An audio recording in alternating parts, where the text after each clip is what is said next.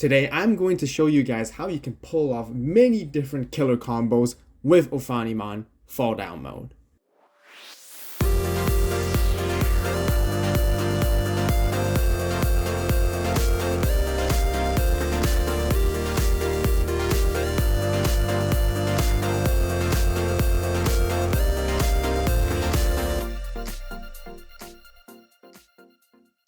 Hello Digimon players and fans, welcome back to another Digimon deck profile and in-depth building guide video.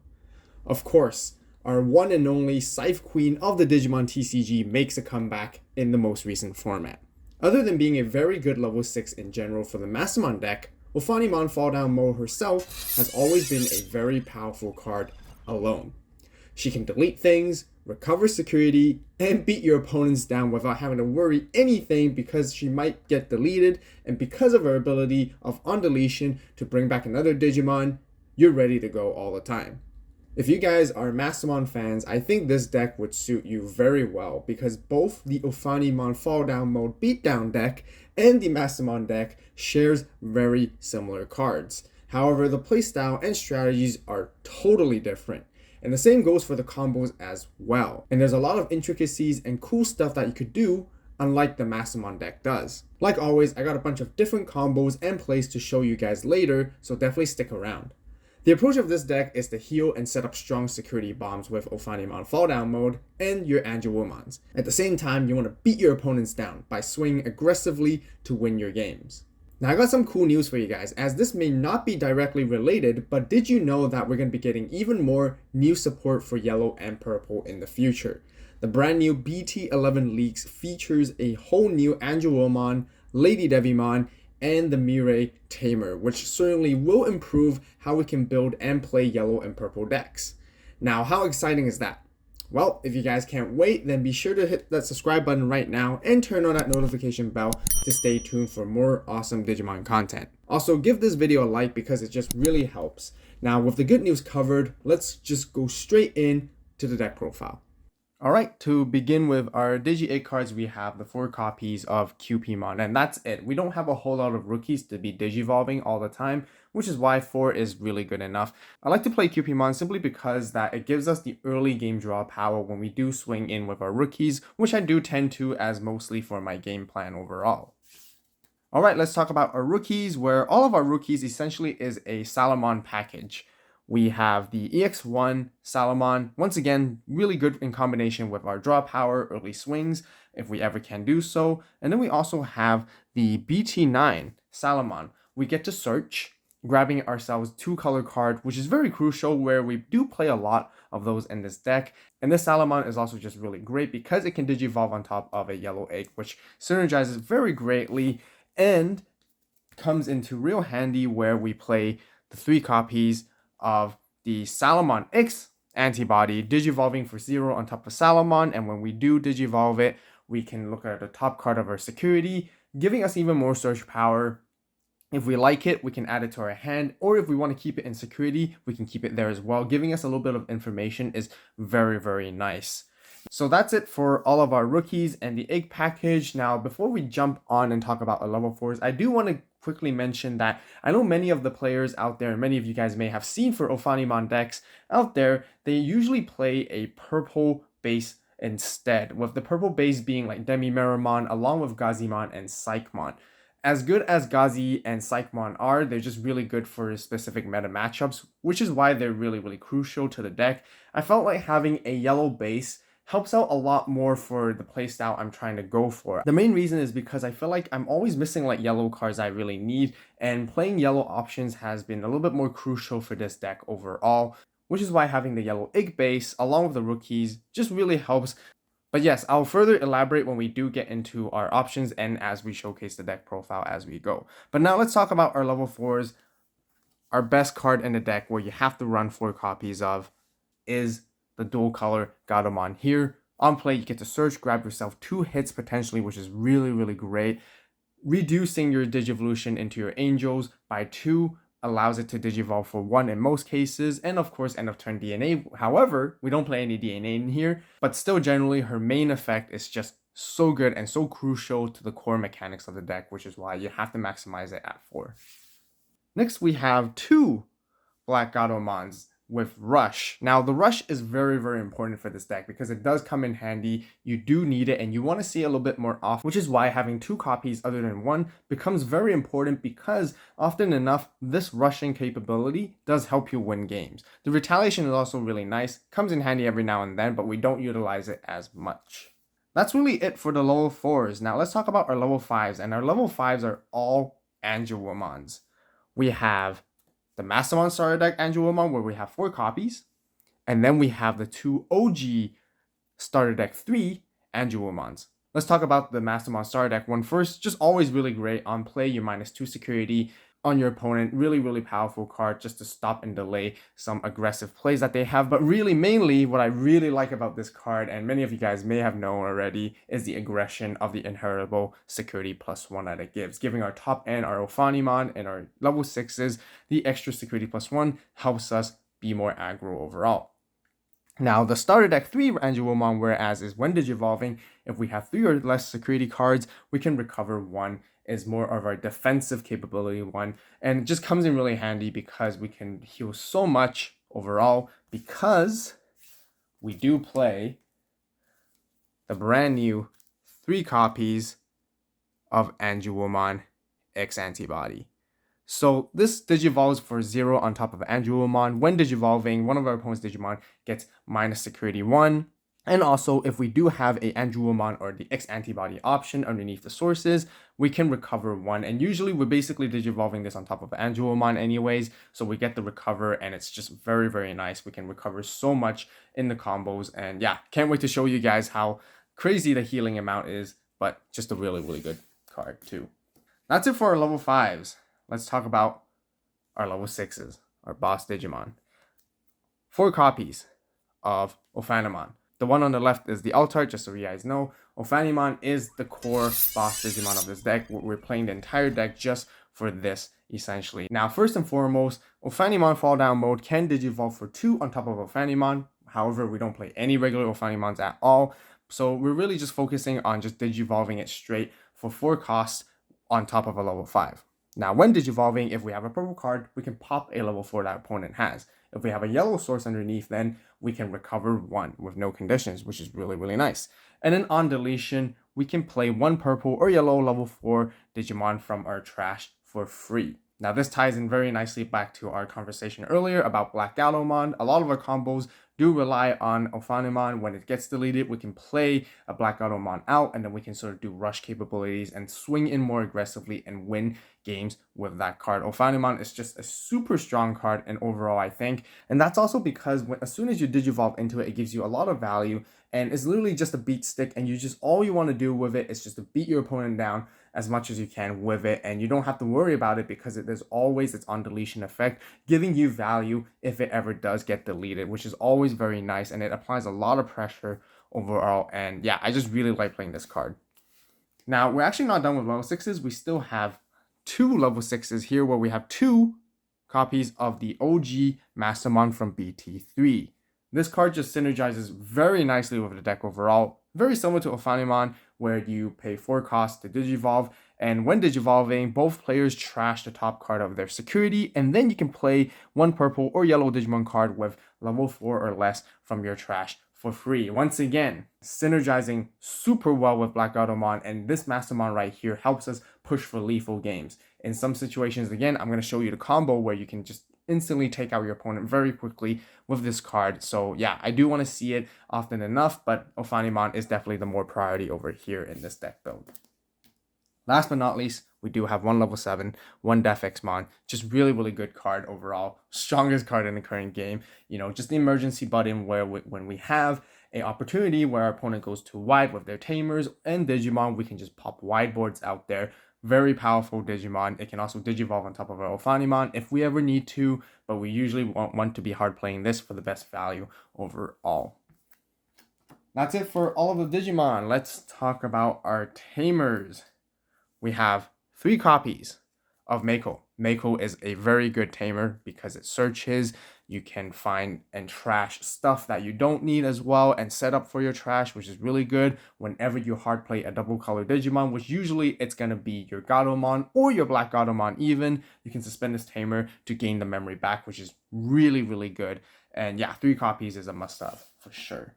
Next, there's 2 copies of Kari. Like I mentioned, we do quite a bit of healing in this deck. Healing and recovery really helps, but also mainly she is our memory tamer. And when we do heal, we get to suspend her to gain a memory, giving us even more value, which is really nice. And sometimes when we play this along with our Ophanimon combo right there can really help us retain our turn with this tamer when it's live.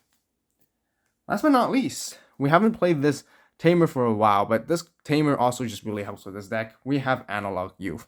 Analog Youth helps with searching with 2 costs only. It's extremely cheap, but also all turns when one of our level 5 or higher Digimon with sources is deleted, we can suspend this tamer to gain a memory and hatch an egg as well. And we do sometimes want our Ophanimon to be deleted in most cases, and when we do in that situation, Analog Youth being there gives us even more value, which is very, very nice. Keep in mind it's also all turns, so whenever our Ophanimon is deleted during our opponent's turn, you can even suspend this tamer to gain a memory, which is very nice. That's it for all of our tamers. Now let's talk about our options. We got lots to showcase in our options section, but let's go over the standard ones first. We have 4 copies of Flamehouse Scythe and 4 copies of Chaos Degradation. Flamehouse Scythe being Ophanimon's signature move is just always super good. Minusing 6,000 DP to one of our opponent's Digimon can get rid of it potentially, and we can even play something of our own. Usually it can be Gatomon, Black Gatomon, or even Angewomon from the Mastemon Deck, which is very, very, very nice. Chaos Degradation, on the other hand, one of the best removal cards in the game because we basically put them back into the opponent's security, and there's almost like no protection against it other than Congo in this current format. And yeah, you just want to maximize the copies of these because we recover a lot, and when we potentially recover these cards into our security, it's great value. Now, we have 2 yellow memory boosts and 1 reinforcing memory boost. This is actually mainly the sole reason why I decided to go for a yellow base.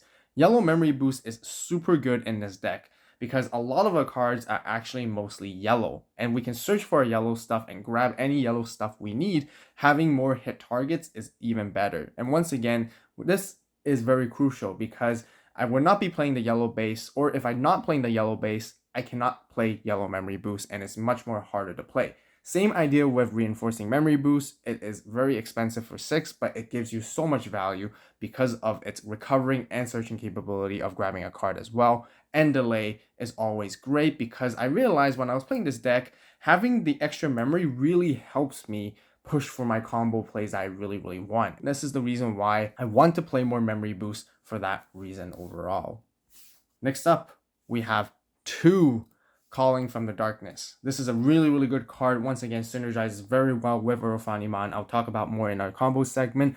The reason why it's such a good card is because we do need some kind of condition to help us delete Ophanimon other than relying it being deleted by our opponent's effects. So with Calling from the Darkness help, we can actually recycle pieces that we need that are purple, grab them back to our hand, and then continue our plays. And really, really nice. Just a really good card for Ophanimon. Last but not least, we have 1 win rate 60% right here. Now, I kind of wish I want to play more copies of this card. So thinking back, I might swap out 1 of the Calling Darkness and play another copy of this instead. The reason why this card is just so good is because it can essentially make your Ophanimon and your level 6s Digivolving for free. And you can go play your combos and still retain your turn, which is really the whole idea of it, because you want to be aggressive and you want to be able to swing instead of passing the memory to your opponent's turn. So whereas win rate allows you to do that. But I'll talk more about it in the combo segment as well later on to showcase you guys how it works. So that's it for our 50 card main deck. Let's quickly show you guys some other possible option cards that we can be playing in this deck overall. Now, I did mention about the purple package earlier on as soon as I was talking about the rookies, but there's still other cards I have thought of when I was building this deck. First and foremost, I have another Salamon. This one can recover. However, the reason I didn't include this card is because I felt like it's really slow, and you usually will only be playing this card when you are behind, which is not really my goal of the deck anyways. Next, this other Gatomon works very nicely, especially in synergizing with Ophanimon and Mastemon in general, just giving you an extra option to go into a different type of Gatomon if you ever want to play it. This one does have blocker and can potentially recover, but once again, very similar to the Salamon reason, I felt like you only play this card when you're behind, and I don't want to be behind generally when I'm playing this deck, which is why I didn't include it. Last but not least, we have one Avenge Kidmon, which we do see some people play here and there, and Avenge Kidmon is actually quite nice because with grindier matchups, and this deck does sometimes cycle so quickly that you do eventually deck out, but having Avenge Kidmon can really help save you, which is why it's also a very decent card, but overall, there's not enough deck space in this deck, which is why I decided not to include him. But if you guys feel like he's necessary and all your matchups are very grindy in general, Avenged Kidmon is a definitely must-have tech as well. So that's it for the other 3 cards I just want to quickly show you guys. Let's talk about the combos. Okay, so let's start off with the early stages of the game plan of what you're trying to do. Of course, you're going to be hatching your egg, and then you'll be digivolving your Salamons. You can either digivolve this one or this one, whatever you prefer, or you can even choose to hard play this one and search. And ideally, you want to be seeing your Salamon X's that you can go into eventually later on. So it really doesn't really matter which route you want to go, but if you do digivolve at the back, then that's when you want to, be playing your Makos if you can. If you can play your Yellow Memory Boost, if not, play your Analog or Kari. These Tamers and options are just very, very, very nice to have. Yellow Memory Boost to help you search more, and Mako as well. Same for Analog Youth. If not, you hard play the Salamon, you get to search itself as well. But anyways, let's just say it's like this. Then you pass your opponent there, your opponent passes you back. Even if it's just one memory, we don't really have to consider these Tamers. I'm just going to put them out of here for now. Of course, you want to have Salamon X. You push out the Salamon right here, and then you digivolve it into a Salamon X. Now, Salamon X will draw for digivolving, and in its effect, you get to look at the top card of your security. And if you like it, you add it to your hand. If you don't like it, or you think it's more valuable in security, you of course keep it back, right? So let's just say you get an option instead. You definitely want to put that back there. But if not, you grab it, and then you get to recover 1. So right here, very, very nice with that Salamon X. Now, it's not over just yet, because now you can swing in with Salamon X. That's all you want to be starting to do. You don't have to think twice, because if you have the conditions of Cupimon and the Salamon inheritable, you draw 2 cards, essentially. So now you get to see even more of your combo pieces, which is very, very nice. And this is the reason why I really like the yellow base instead. But of course, aside from that, and other than that, you want to be hard playing your Gatomons as much as you can, and as early as you can, because now let's talk about the other combos. Gatomon will let you search, and ideally, you want to either be at 3 memory with Kari, or if you have a Yellow Memory Boost of some sort to help you just to get to 3 memory. Because now the next combo we're going to showcase is the basic Angewomon combos. What you want to do is, back to your turn, you can digivolve into your Angewomon for 1. You draw, next, you digivolve into Angewomon X Antibody. Now, because you digivolve on top of Angewomon, you can recover 1 here. Very nice. And because you recovered 1, you can actually suspend Kari to gain that memory back. This is why having Yellow Memory Boost or Win Rate is super handy. Because right here, you can either pop the boost or play Win Rate. So then you would basically pay lesser memory to go into your fall down mode here. Fall down mode, once again, will pop something, and then you get to recover another card. There's a lot of recovering. Like I said, you're building a very strong security stack, but that's what you want to do. And if you always retain your turn with this, then you just start swinging with fall down mode as much as you can. And while you swing in, if Ophanimon doesn't get deleted, you get the pressure again next turn. If Ophanimon does get deleted, you can potentially play your Gatomon here and continue looking for these same pieces and continue that combo once again. If not, there's some cases that you might have Black Gatomon in your trash, and then you can play it, and if it's still your turn, you can also swing with it as well. Now, let's just say in a situation where you actually have 1 more memory and you just want to be hyper aggressive overall, and this is why Calling from the Darkness is really helpful. You swing in with your Ophanimon, and then if Ophanimon doesn't get deleted, you can delete her yourself by playing the Calling instead, deleting the Ophanimon to grab 2 pieces back from your trash, and then you can play a Black Gatomon here, and because the memory is still at 0 and it's still your turn, you can still swing in with the Black Ophanimon as well. Now, in another quick situation, let's just say you're low in security and you either had your yellow memory boost here or you have win rate, whatever. Once again, this is why I kind of want to bump this up a little bit more, which is why it's a really good card. And you have this Angewomon instead. You can start recovering for yourself. So you have your Godamon on board, you Digivolve into Angewomon for 1 because you have 3 or fewer security, you recover 1 first here. Spend Kari to gain your memory back. Next, of course, you Digivolve into Angewomon X Antibody here, and then you recover another because you have Angewomon. Now, this is where you once again can go into your Ophanimon combo here. You whether pop the boost or you either play win rate. Let's just say you pop the boost, so you go to 5 and then you can pay 4 to go into Ophanimon here, and then you recover another. So out there in 1 turn with 3 memory or so, or a little bit more, you basically recovered 3 cards in 1 turn, which is really, really crazy. And then once again, you can start swing with Ophanimon Falldown Mode. Now, in another situation, instead of having Falldown Mode, let's just say you want to push for game-winning condition. You really want to make sure that you have Black Ophanimon in your trash, and then you want to go for the Mastemon combo instead. Digivolve for 4 into Mastemon, draw for Digivolving. Mastemon's effect will trash the top card of the security of both players. Your opponent in this situation may have 1 or 2 security left, and then you would bring back Black Ophanimon, and then the game-winning combo is you could either then swing with Mastemon first into the security, bring them down to 0, and then swing with Black Ophanimon for game. Really, really cool stuff in some situations when your opponent has essentially 2 or less security left, and then you just want to push the game that way. If you have another body on board in the beginning, then your opponent could be at 3 security instead. And this is really, really cool and fun stuff that you can do with both Ophanimon and Mastemon in the deck overall. That will conclude for my very own deck building strategy and in-depth building guide for the Ophanimon Falldown Mode deck profile. If you guys enjoyed the video and found it helpful, please give it a like. If you have any suggestions, recommendations, or questions, be sure to share it with everyone in the comments down below. Overall, the Ophanimon Falldown Mode deck can do a whole bunch of things. It has quite a couple of flexible combos it can pull off, which makes it really fun to play. It also has seen relative success in the competitive scene recently too. But that will wrap up for the video for today. I'm pretty much all over BT9, and I can't wait for BT10 to come, and I'm very sure the same goes for you guys as well. Now, if you guys are just as excited and want to see the upcoming BT10 content, well, you know what you gotta do. Be sure to hit that subscribe button right now, turn on that notification bell to stay tuned. As always, thank you guys so much for watching. You guys have a great day, great night, wherever you are. See you in the next video.